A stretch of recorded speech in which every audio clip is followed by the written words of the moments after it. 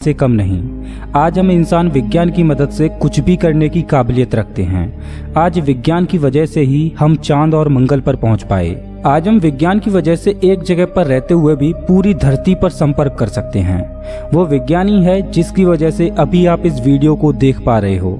आज विज्ञान की वजह से ही हम जानलेवा बीमारियों का इलाज कर सकते हैं। अगर मैं सीधे सीधे कहूँ तो आज विज्ञान की वजह से ही हम इंसान इतने विकसित हुए हैं। लेकिन क्या आपने कभी सोचा है कि इस विज्ञान की नींव कब और किसने रखी?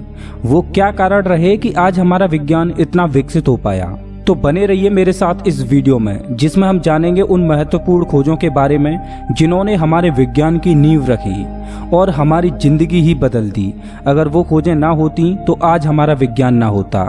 The Copernicus system. ये बात है 16वीं सदी की।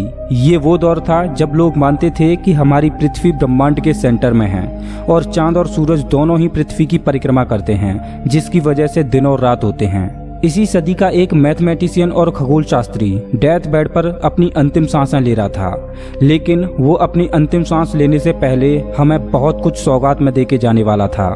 डेथ बेड पर लेटे उस व्यक्ति ने एक थ्योरी दी जिसने उस समय सबके होश उड़ा दिए। उसने बताया कि हमारे सोलर सिस्टम का सेंटर हमारी पृथ्वी नहीं बल्कि हमारा सन है और हमारी पृथ्वी और अन्य ग्रह इसकी परिक्रमा करते हैं। जिसने ये थ्योरी दी उसका नाम था निकोलस कोपरनिकस। कोपरनिकस ने मरने से पहले ये थ्योरी देकर पूरे खगोल विज्ञान को ही बदल कर रख दिया। उन्होंने ये थ्योरी उस दौर में दी जब हमारे पास कोई भी ऐसा यंत्र नहीं था जिससे हमें पता चलता कि पृथ्वी सन के अराउंड घूम रही है या सन पृथ्वी के अराउंड। आज हम अपने वैज्ञानिक उपकरणों की सहायता से जानते हैं कि कोपरनिकस की थ्योरी सच थी। ग्रेविटी। सर आइजैक न्यूटन के बारे में कौन नहीं जानता, जिन्होंने आधुनिक विज्ञान की नींव रखी। वैसे तो न्यूटन ने बहुत सारी डिस्कवरीज की, लेकिन ग्रेविटी उनकी फेमस और सबसे बड़ी डिस्कवरी थी। 1664 में न्यूटन ने बताया कि ग्रेविटी एक ऐसा फोर्स है जो दो बड़ी सेलेस्टियल बॉडीज को एक दूसरे की ओर खींचता है। न्यूटन के इस नियम के बाद से ही हमने जाना कि क्यों आसमान में फेंकी हर एक चीज पृथ्वी पर वापस लौट आती है और क्यों प्लैनेट्स सन के अराउंड घूमते हैं। सोचो, अगर ग्रेविटी की खोज ना हुई होती तो आज हमारा कोई भी स्पेस मिशन सफल नहीं होता। ना ही हम चांद पर पहुंच पाते और ना ही मंगल पर। यहाँ तक कि बिना ग्रेविटी के नियम को समझे हम प्लेन भी नहीं उड़ा पाते। इलेक्ट्रिसिटी आज हमारी जिंदगी बन चुकी है। आज हम अपने ज्यादातर काम इलेक्ट्रिसिटी की मदद से ही करते हैं, या यूं कहें कि इलेक्ट्रिसिटी ने हमारी लाइफ आज बहुत इजी बना दी है। लेकिन हमें उस वैज्ञानिक को धन्यवाद देना चाहिए जिसकी वजह से हमारी लाइफ इतनी आसान बन पाई। 1821 में माइकल फैराडे नाम के एक वैज्ञानिक ने इलेक्ट्रिसिटी की खोज की, जिसकी वजह से उस समय इलेक्ट्रिक मोटर्स का निर्माण हुआ। एवोल्यूशन। 1859 में चार्ल्स डार्विन ने एवोल्यूशन की थ्योरी दी, जिसमें उन्होंने बताया कि सभी ऑर्गेनिज्म एक लंबे समय में धीरे धीरे चेंज हुई हैं।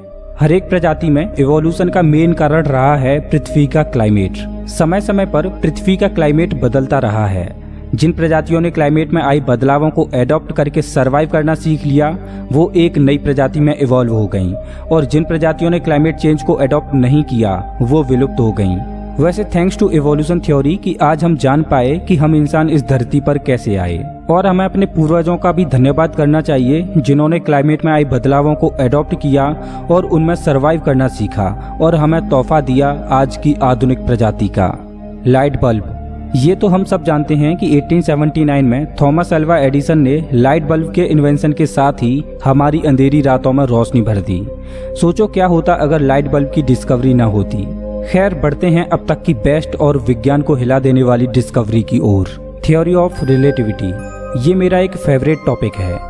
अल्बर्ट आइंस्टाइन की थ्योरी ऑफ रिलेटिविटी को प्रस्तुत होने से पहले लोगों में एक अवधारणा थी कि इस ब्रह्मांड में कोई भी स्पीड लिमिट नहीं है। लेकिन साल 1905 में अल्बर्ट आइंस्टाइन ने थ्योरी ऑफ स्पेशल रिलेटिविटी को प्रस्तुत किया, जिसमें उन्होंने लोगों की अवधारणाओं को गलत साबित किया। अल्बर्ट आइंस्टाइन ने बताया कि इस ब्रह्मांड में सबसे तेज लाइट की स्पीड है, जो कि 3 लाख किलोमीटर प्रति सेकंड है, और इससे तेज इस ब्रह्मांड में कुछ भी नहीं चल सकता। साथ ही उन्होंने बताया कि केवल मासलेस पार्टिकल्स ही लाइट की स्पीड से चल सकते हैं। अगर किसी पार्टिकल में मास है तो वो कभी भी लाइट की स्पीड के बराबर नहीं चल सकता।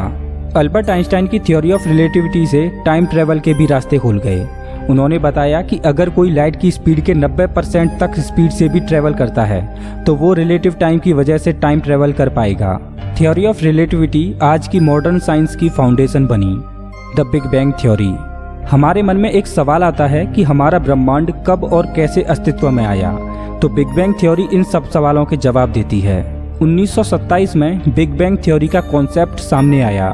ये थ्योरी एक्सप्लेन करती है कि 13.7 बिलियन साल पहले एक सिंगुलरिटी डॉट, जो कि एक वन डायमेंशनल ऑब्जेक्ट था, एक्सपेंड करने लगा और उसमें एक विस्फोट हुआ और 1 सेकंड के करोड़वें हिस्से में ही मैटर चारों ओर फैल गया, जिसने निर्माण किया एक यूनिवर्स का, जिसे आज हम देखते हैं। हालांकि बिग बैंग थ्योरी विवादों से घिरी रहती है और कुछ लोग इसका समर्थन भी नहीं करते, लेकिन फिर भी बिग बैंग थ्योरी वो सारे साक्ष्य देती है जो ये साबित करते हैं कि इस ब्रह्मांड का जन्म बिग बैंग धमाके से ही हुआ।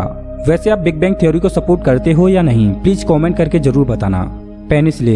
पेनिसिलिन मेडिकल साइंस में होने वाली एक जबरदस्त डिस्कवरी है। इस डिस्कवरी के बिना हमारी मेडिकल साइंस कुछ भी नहीं। साल 1928 में अलेक्जेंडर फ्लेमिंग ने एंटीबायोटिक की खोज की। आपको बता दें कि एंटीबायोटिक ऐसी दवाएं होती हैं जो हमारी बॉडी में खतरनाक बैक्टीरियाओं को मार देती हैं, जिससे हमारी बीमारी ठीक हो जाती है। अलेक्जेंडर फ्लेमिंग की खोज सच में एक बहुत बड़ी डिस्कवरी थी, जिसने आने वाले समय में करोड़ों लोगों की जान बचाई। डीएनए।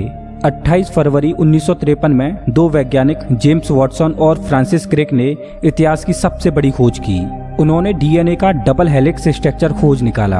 आपको बता दें कि हमारे जीन्स डीएनए से ही बने होते हैं और हमारे जीन्स ही डिसाइड करते हैं कि हमारी आंखों का रंग क्या होगा, बालों का रंग क्या होगा इत्यादि। ये जीन्स हमें अपने पिता, दादा और परदादाओं से सौगात में मिलते हैं। सच में डीएनए की खोज एक अमेजिंग डिस्कवरी थी। दोस्तों, आपको इनमें से कौन सी डिस्कवरी सबसे बेस्ट लगी? वैसे आप हमारे वीडियो कौन से शहर से देख रहे हो, हमें कमेंट करके जरूर बताएं। अगर ये वीडियो अच्छा लगा हो तो लाइक करें और ऐसे ही मजेदार वीडियोज के लिए चैनल को सब्सक्राइब करें, साथ ही बेल आइकन दबाएं।